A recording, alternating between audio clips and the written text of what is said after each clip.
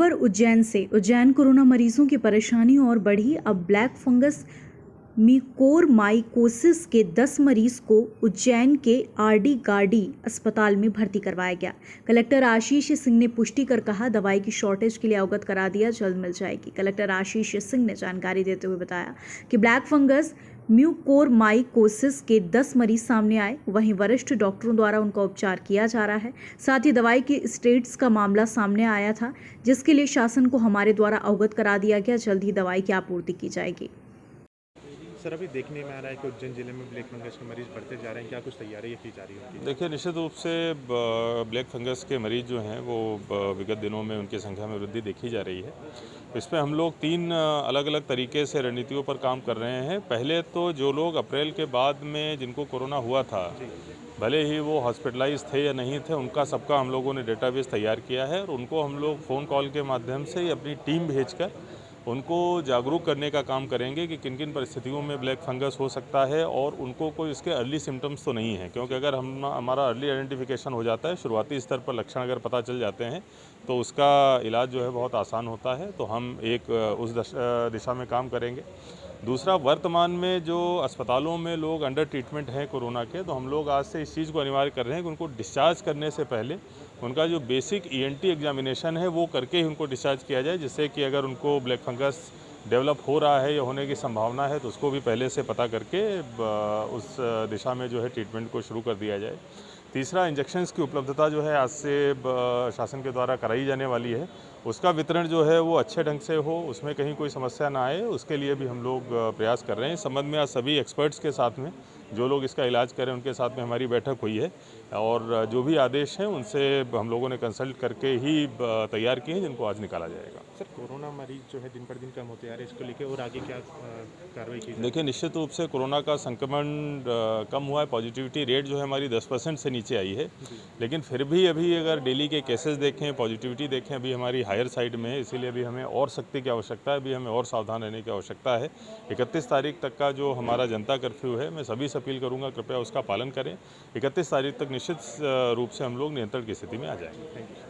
Bus stand बना आत्मनिर्भर Covid centre. लगातार तेजी से खिल रहे संक्रमण को देखते हुए प्रशासन के अधिकारियों पर चिंता बनी है।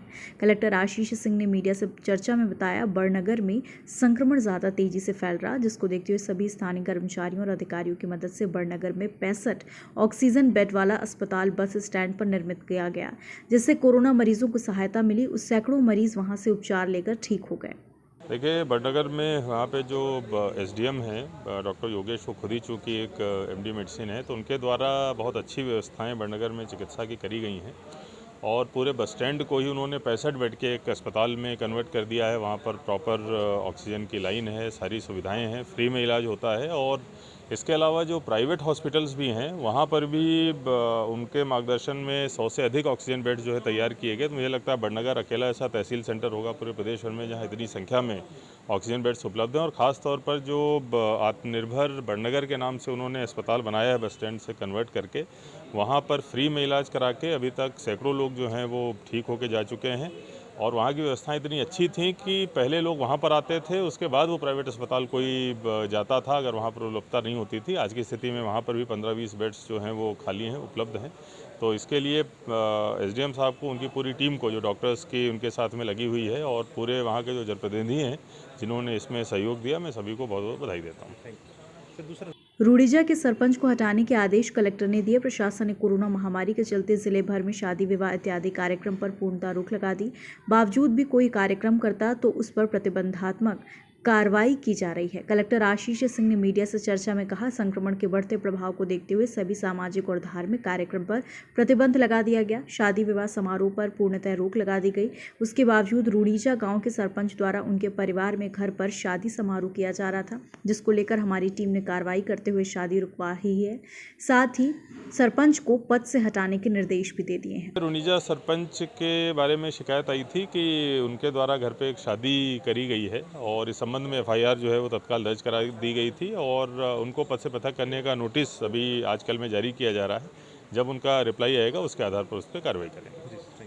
खबर भारतवर्ष के लिए उज्जैन मध्य प्रदेश से मोहित राजे की रिपोर्ट। अपने शहर, अपने प्रदेश की ताज़ा खबरों के लिए लाइक करें, शेयर करें, सब्सक्राइब करें और हाँ, बेल आइकन दबाना ना भूलें, क्योंकि खबर हमारी, फैसला जनतंत्र का।